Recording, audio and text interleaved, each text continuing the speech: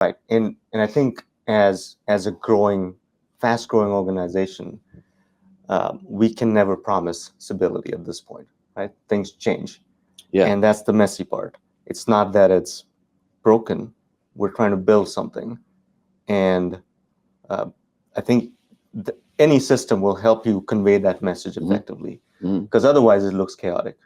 And it used to be, right? Yeah. When, again, you start hitting that hockey stick Mm-hmm. up, and you bring more people in that don't quite, that have had other experiences where things are stable, written down, Mm-hmm. documented, and then the chaos of a fast growing company seems like things are breaking and falling apart, Mm-hmm. while it actually is the scaffoldings going up.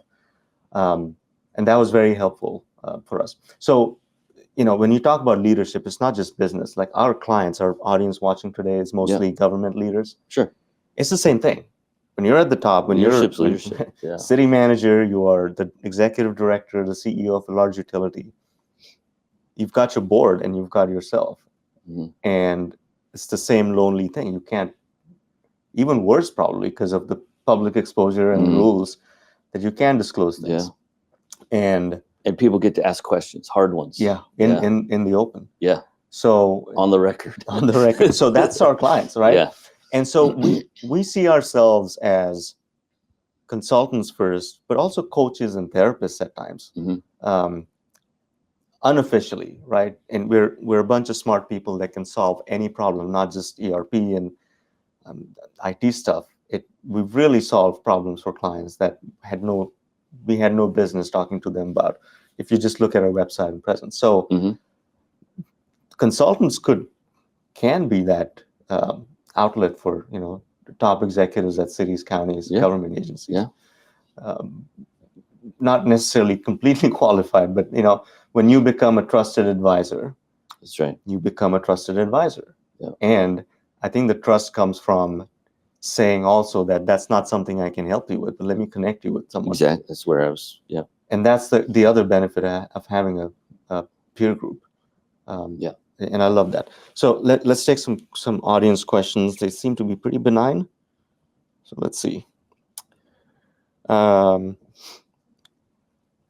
Mick asks, how do you create clarity for your team when everything is changing fast? Ah. I think that's a question a lot of our younger, newer Mm-hmm. workforce has to. Yeah. Yeah. How do you clarify this? So broader context, I guess, especially right now, there's just a whole lot for government agencies that are maybe up in the air right now. Yeah. So creating clarity sometimes also involves just simply creating maybe confidence. And in a lot of ways, it's simply leadership teams, in some cases, being humble enough to say that this is our situation right now. And we don't have all the answers, but here's what we do have, and here's what we do know. And it really boils down to just leaders being a little more transparent with what's going on, and assuring people with some facts about how the company is prepared for those things. Yeah. So it's really, in times of uncertainty, short of being able to take whatever actions that we feel like we have to do something, having a plan is more than half the battle. And then communicating that plan is like, look, these are sort of unsettled times right now. But we're here to assure you that here's what we have going on in our business. Here's what our pipeline looks like. Here's what our efforts look like. And, treating employees like mushrooms is never healthy, right? Putting them in the dark and feeding them crap is never going to work. So admitting it, right? And I think for many of us, when we get elevated to a position of leadership, we feel like we're supposed to all of a sudden have all the answers. Yeah. And in my experience, the strongest leaders are the ones who are not afraid to admit that they don't have all the answers, and they need your help. Here's what I have. What do you have? Let's put it together. And that's better than me having all the answers and you guys just doing what I say. I mean, that's just Hmm.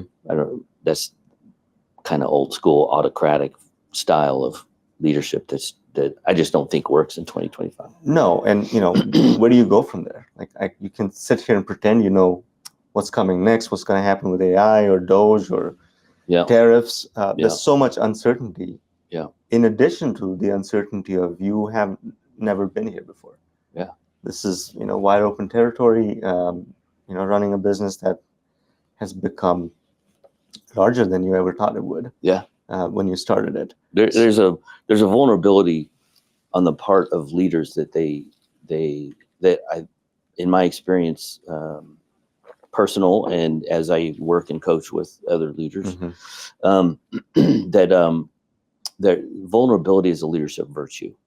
And unfortunately, most of us have been brought up as that being that vulnerable in front of your direct reports and the rest of your folks is actually a weakness. And I just really don't believe that. And Yeah. so back to Mick's Yeah. question is Hmm. simply the communicating early and often with your folks is a way to provide clarity. Sometimes clarity is just, okay, we all know everything that Yeah. they know, and we have a plan and we understand it. Also, having the right people is critical because not everybody is built to understand that. Mm. And clarity means different things to different people. Mm-hmm. You could have a 100-line SOP printed for a certain thing, and some people will say that's not clear enough. Mm. Where we need people that can take the clarity out of the vagueness and make their own clarity. And fill in, yeah. Fill in, right? Yeah. And you say this a lot. You need to fill in the gaps, otherwise other people will. Yeah. This is kind of flipped where there is no clarity. Yeah. We know we're going to make payroll. We know we've got work booked. We know new business is coming. Beyond that, the definition of clarity is something that's really important because otherwise you can't give clarity. Yeah, you raise an interesting point tangentially here, that who you let in the door Mm-hmm. as a leader is one of the biggest, Yeah. most important decisions you make. And where would we be if we let people check their brains at the door? Yeah. Here's some guardrails. We hired you because you match our core values and you're on the train for our mission. You don't need us to guide you handhold you every step of the way. Mm-hmm. That's why we hired you. Yeah. And sometimes we find that we might have mishired someone, and our duty to them and to our own organization is how do we get them on a different bus as soon as possible that matches them. This may not be the right organization for you. Let's find a different place for you where you can thrive. Yeah. We were hoping that you would do this, and it's not a fit for us, Mm-hmm. and we're not a fit for you, and let's not waste time. Yeah, and that's been a big outcome of going down this path with EOS for us. Clarity on values. We now live by them. We hire, fire, reward by values, and it's phenomenal. So it's right. The right people understand the message, and it's clear to them. Because I can't. Again, like we were talking about earlier, I'm reading a book called "The Courage to Be Disliked," and in that it said that what someone else perceives of you or thinks of the actions you just took is their task. It's not yours. Yeah. So don't interfere with someone else's task. Yeah. Our job is to provide clarity to the right people. Yeah. Question from Kyler. Do you think there's a difference between a CEO and a founder? In my experience, founders tend to be creative, entrepreneurial types who often struggle to scale, usually because they lack established processes and standardization. Sometimes. I've worked with leaders of all stripes, and there are the visionary type founders who had an idea and turn it into a business and make it this great thing. And then it sort of outgrows them, and they realize they need to bring in somebody that can kind of run the day-to-day better than they can. CEO is just a title, but generally speaking, that founder and CEO duo is definitely out there. Very contrasting personas. And sometimes there's a little bit, I'm working with a client right now where the person who holds the CEO title, over the last 2 or 3 months has realized that he simply does not have the chops to actually lead a company, doesn't want the chops. And he wants to go back into the technical role that he has fulfilled in that company for years and years before they had a change in leadership, and pointed to someone else on the team and said, I think you're the one that needs to run this. And so there may have been a little ego involved at first, and felt like I needed to step into this role. And then he decided what was going to be in the greater good of the whole organization. And he'll still hold the CEO title because only customers care about that. Nobody inside the organization really cares about titles. They know who he is and what he does. But it's just an example of somebody owning that, to this person's question, owning the fact that I'm not the right person for that. And I'll get someone else needs to be the one that runs the show, and that's okay. So yeah, see that happen fairly often.